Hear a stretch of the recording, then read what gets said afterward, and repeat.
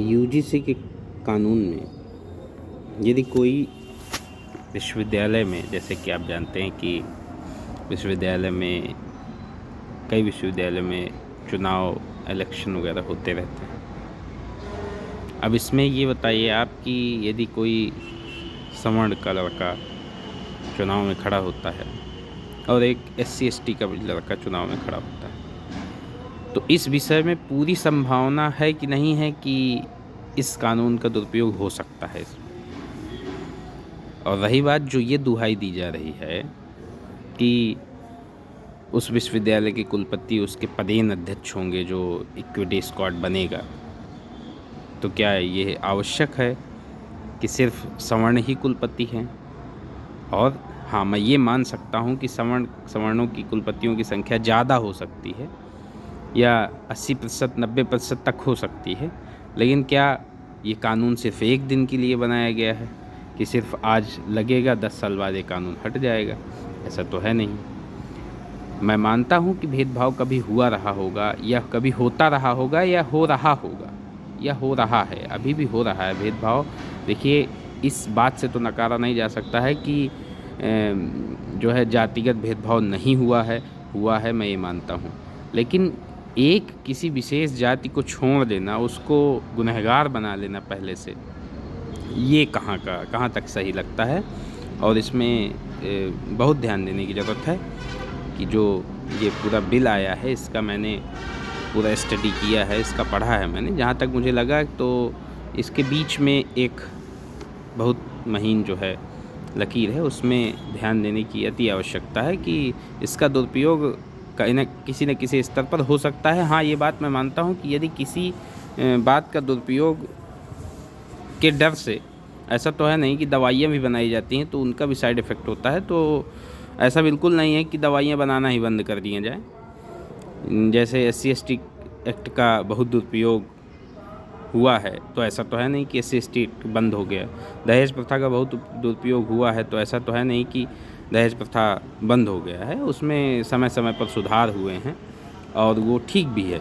लेकिन इसमें ये UGC जो कानून बना हुआ है, इसमें जो है एक पक्ष को पूरी तरह से दोषी मान लिया गया कि केवल सामान्य वर्ग है और सामान्य वर्ग ही इसमें दोषी है, बाकी पिछड़ा वर्ग और अनुसूचित जाति, अनुसूचित जनजाति आदि ये सब शोषित हैं। बाकी ऐसा तो है नहीं कि जनरल में कोई शोषित नहीं है।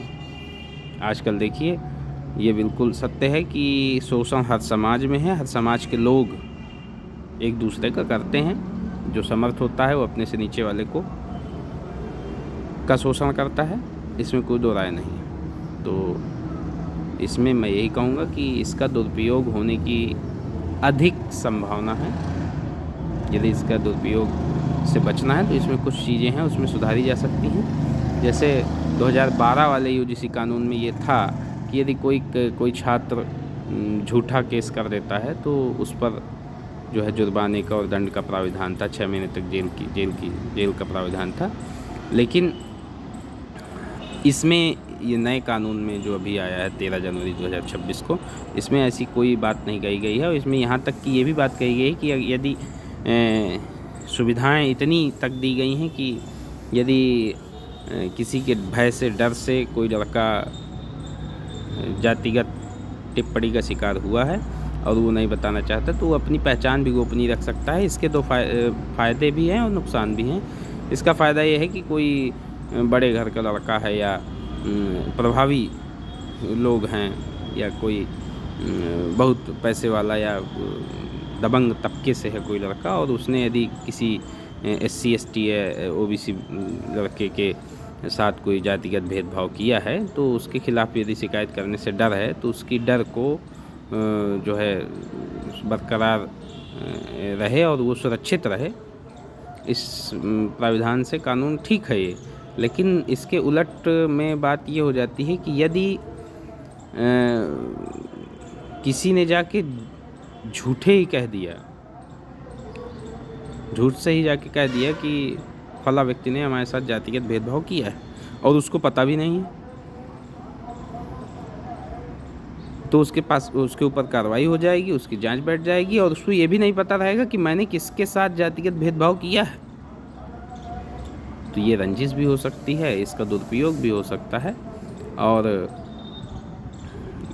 कुछ बातें ऐसी भी हैं कि भले इसमें 3 जो है पदेन अध्यक्ष कुलपति को बनाया गया हो इस जो है इक्विटी स्क्वाड में, और 3 संकाय अध्यक्षों को सदस्य बनाया गया है और कर्मचारियों को बनाया गया है। 2 बाहर के प्रतिनिधि जो हैं व्यापारी वर्ग से, राजनीति वर्ग से, जो भी प्रतिष्ठित वर्ग से आते होंगे, 2 बाहरी को भी इसमें सदस्य बनाया गया है और 2 छात्रों को भी बनाया गया है। तो ऐसा तो आवश्यक नहीं है। और ये नीचे ये भी कहा गया है इसमें इसके बाद कि इसमें महिलाओं का और अनुसूचित जाति, अन्य पिछड़ा वर्ग व अनुसूचित जनजातियों का प्रतिनिधित्व रहेगा। तो ये स्वाभाविक सी बात है कि यदि प्रतिनिधित्व रहेगा तो वो अपनी बात ठीक है कह पाएंगे, अच्छी बात है। लेकिन ऐसा भी कभी कभी होता है कि जैसे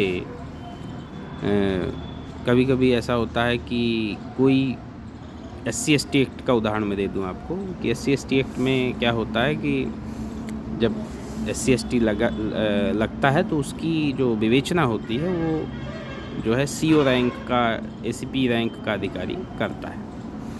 भले ही वो सवर्ण हो या किसी अन्य जाति से आता हो, फिर भी उसको विवेचना करनी पड़ती है। और भले वो निर्दोष हो, जिसकी विवेचना कर रहे हैं वो भले वो निर्दोष हो, लेकिन कभी कभी ऐसा हो जाता है कि आयोग की डर से कि भले ये मामला है लेकिन अगर इसमें FIR लगा दिया उसने, उस अधिकारी ने, विवेचक ने, तो उसकी जांच दोबारा हो सकती है, आयोग जा सकता है और आयोग होगी तो फिर उसमें यदि उसमें बहुत बवाल का सामना करना पड़ेगा। इस वजह से भी सामान्य वर्ग के जो अधिकारी होते हैं वो भी FIR उसमें नहीं लगाते और रिपोर्ट जो है बना के भेजते हैं। तो इस प्रकार की कोई व्यवस्था इसमें नहीं दी गई है। लेकिन फिर भी इस चीज़ का तो डर जितने भी क्या कहते हैं उसमें पदाधिकारी होंगे उनको डर इस बात का रहेगा। और ये पूरी तरह से एक जाति को शिकार बना दिया गया है और दूसरी जाति को संरक्षित करने के लिए, ठीक है, समानता संवर्धन किया है आपने, तो समानता संवर्धन तो हर जाति का होना चाहिए ना।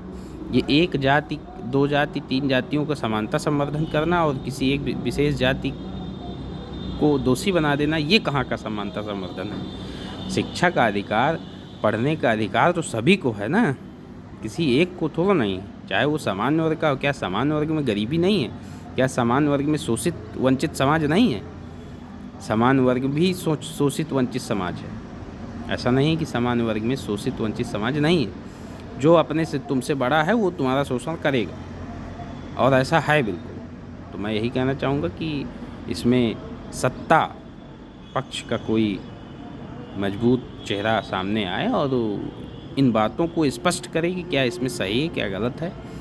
नहीं तो ऐसे विवाद चलता रहेगा और राजनीतिक पार्टियां हैं वो सब तमाशा देख रही हैं। इसमें विपक्ष भी तमाशा देख रहा है क्योंकि उसका भी अपना पॉलिटिक्स नैरेटिव सेट है, और पक्ष भी, माने सत्ता पक्ष भी तमाशा देख रहा है क्योंकि उसका भी अपना नैरेटिव सेट है। इस प्रकार से ये विवाद चलता रहेगा।